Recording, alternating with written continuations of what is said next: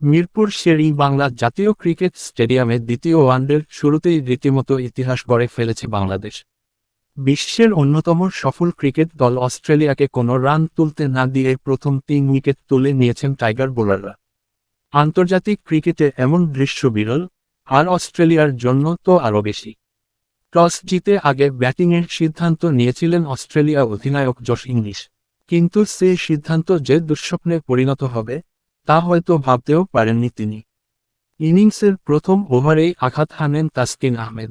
আগের ম্যাচে প্রথম বলেই ম্যাথু শটকে ফিরিয়েছিলেন বাংলাদেশের এই পেসার। এবারও সেই শটকে হতাশ করেন তিনি। ওভারের চতুর্থ বলে তাসকিনের ভেতরে ঢোকা ডেলিভারিতে বোল্ড হয়ে ফেরেন অস্ট্রেলিয়ান ওপেনার।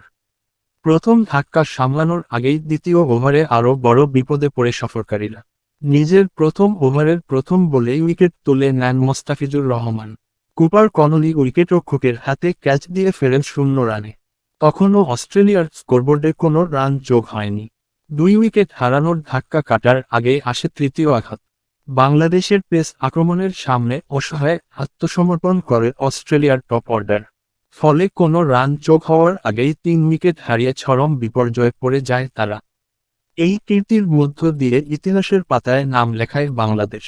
অস্ট্রেলিয়ার ওয়ানডে ইতিহাসে এর আগে কখনো কোনো দল তাদের 0 রানে প্রথম 3 উইকেট তুলে নিতে পারেনি। 1000-এর বেশি ওয়ানডে খেলে কখনো এমন পরিস্থিতিতে পড়েনি অস্ট্রেলিয়া। এর আগে সবচেয়ে কম 5 রানে 3 উইকেট হারিয়েছিল তারা।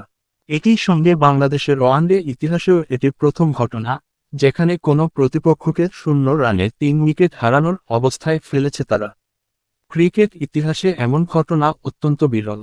এর আগে মাত্র 3 বার কোনো দল 0 রানে প্রথম 3 উইকেট হারিয়েছিল।